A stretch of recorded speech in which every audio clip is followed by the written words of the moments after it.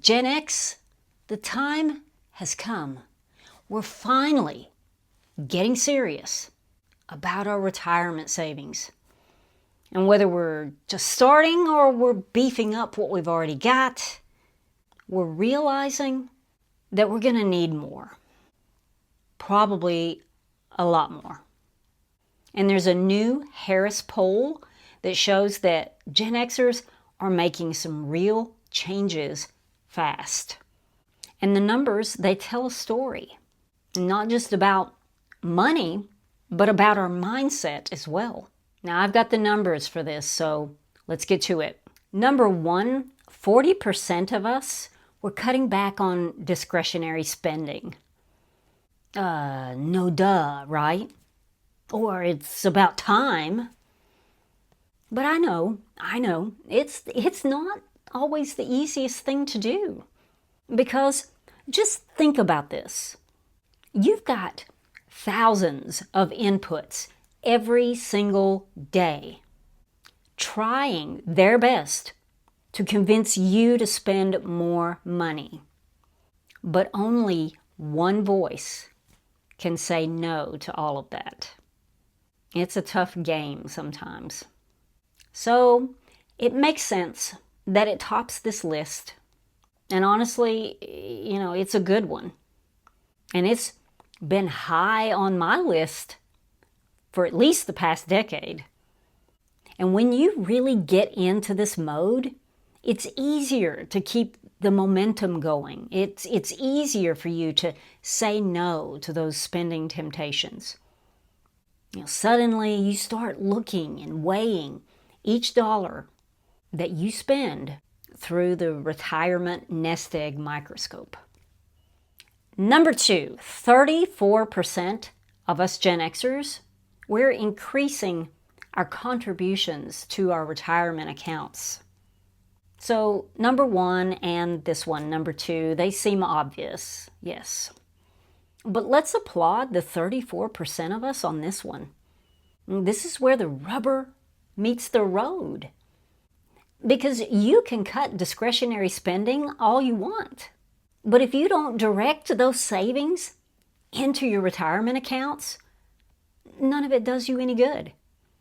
But there are other obstacles that we're dealing with as well. 89% of Gen Xers, they say that rising costs are just making it harder and harder to save. Housing, debt, just keeping up. And we're not able to go back in time. We can't make up for past mistakes. But I'm telling you what, you can certainly make this decade or so that you still have left before retirement, you can make this decade really, really count. Number three, 23% of us have sought out professional financial advice. Now, as Gen Xers, we are the do-it-yourself generation. And that's how most of us, that's how we've handled our retirement planning as well. Just keep putting money in and hoping for the best when we get to the finish line. Now, some of us were putting a little more thought into it than that, but you get the picture. And at our age, there's a lot more to it than that. Now, on this one, now I could be wrong, and I'm sure it's not the case 100%, but I'm thinking that most people who use financial advisors, they're probably already doing okay. You know what I mean? Now, I'm not saying that a professional can't help you, because they can. They can help you see things that are maybe not obvious to you. Things you may not even know. There are a lot of tax laws, a lot of investment rules. They can suggest ways for you to liquidate your assets. Find ways to tax shelter them so that you don't give the IRS half of your wealth. So if you're one of these 23% that has sought out professional financial advice, I would love to hear about it in the comments. Just tell us why you feel like you needed a financial advisor. And maybe those that read that comment, they'll decide that they should get one as well. Because I feel like there are a lot of us that do need maybe some professional guidance in there. And it might just be a one-time consultation, or it could be something you decide to do ongoing. But let's get to the next one because it affects 1 in 5 of us. Number 4, 20% of us, we're seeking out new income sources or side jobs. Now, Gen X, we know how to hustle. And I suppose that it's a good thing that we do, especially with the way the economy is treating us lately. Some of us, we're taking extra work because we have no choice. We need it to make ends meet. But there are even more of us that realize we need it in order to save more for our future. We're doing consulting gigs, we're starting online businesses, we're selling things online, we're creating online, we're driving Uber, you name it, we're game. And I'm one of the 20% on this one. I am trading just about all of my free time so that I can bring in more and put it straight into my retirement accounts. Do not pass go. Straight there. And if you're doing the same, you're not alone. That's what catching up really looks like these days.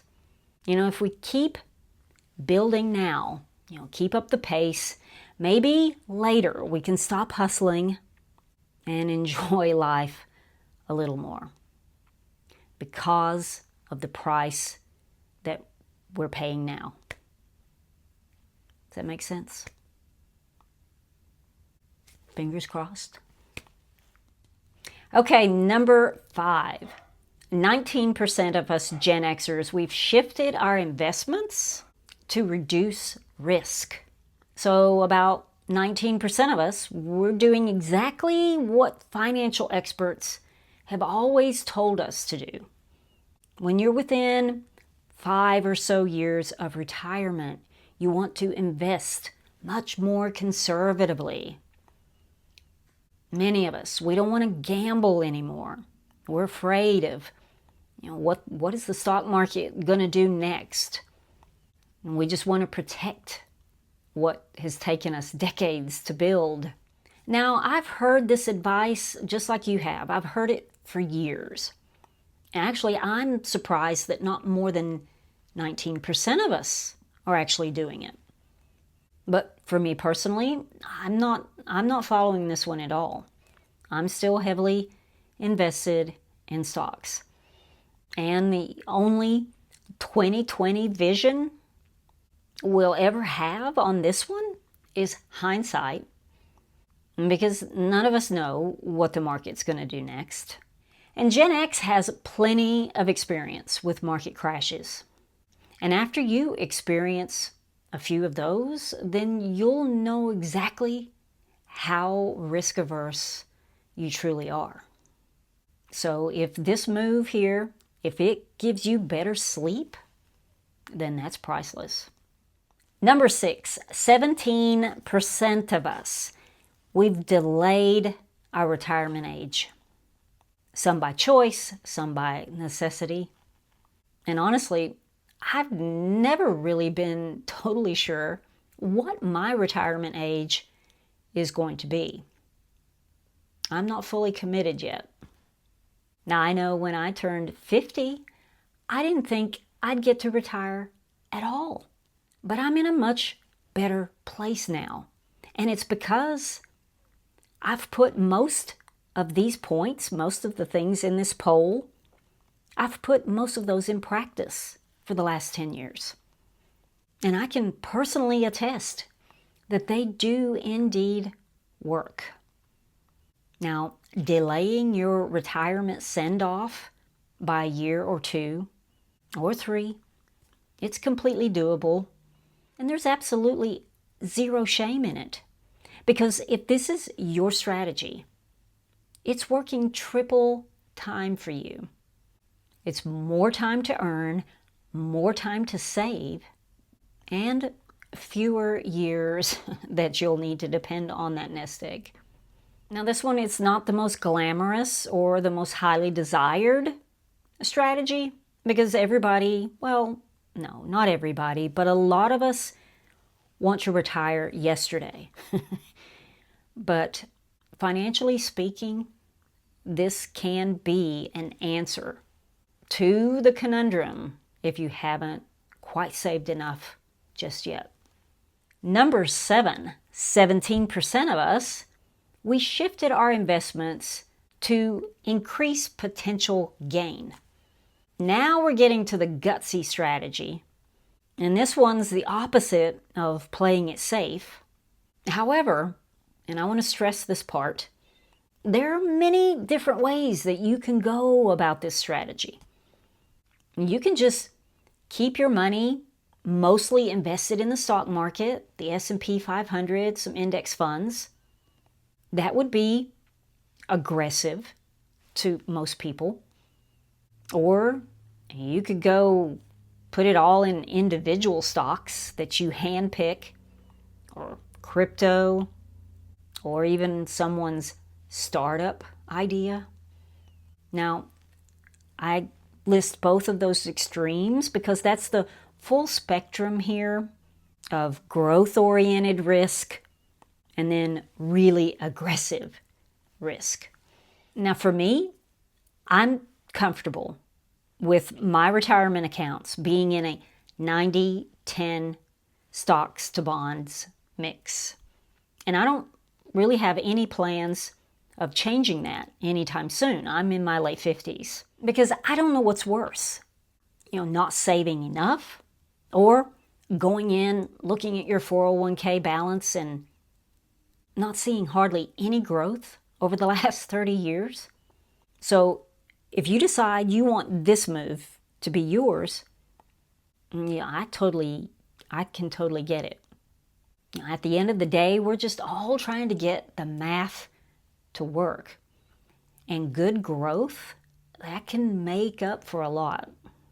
Number 8, 16% of us, we're taking advantage of catch-up contributions. Now, what are catch-up contributions, you ask? Well, when we turn 50, we're allowed to put in extra to our retirement accounts. It's like the government, they're giving us one more chance to save in the final stretch. Now, when you turn 50, you can save an extra $7,500 a year in your 401k.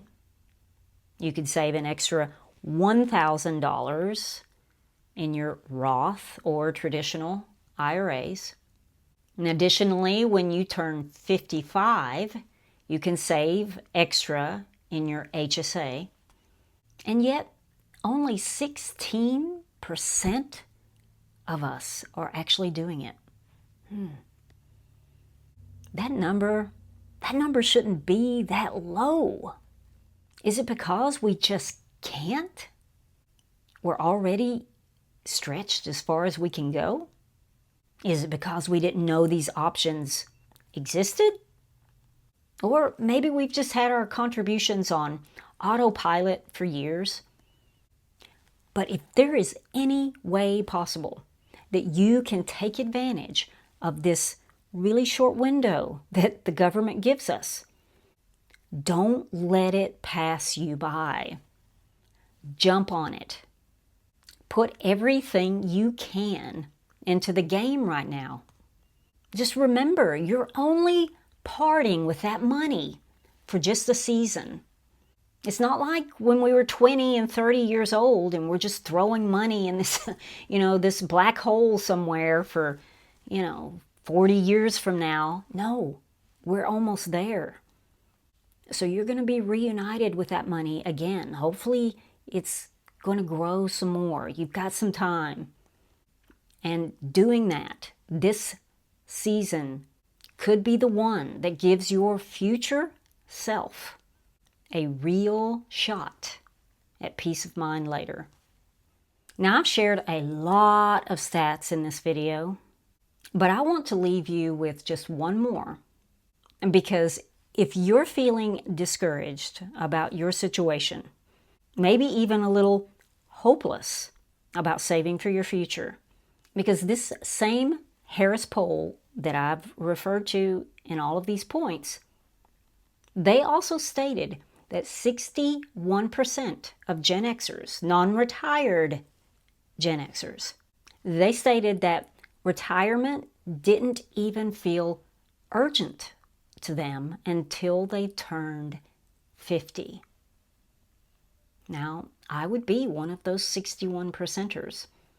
Now, I've shared with you today which of these 8 moves I'm personally doing or have done, and I would love to hear from you.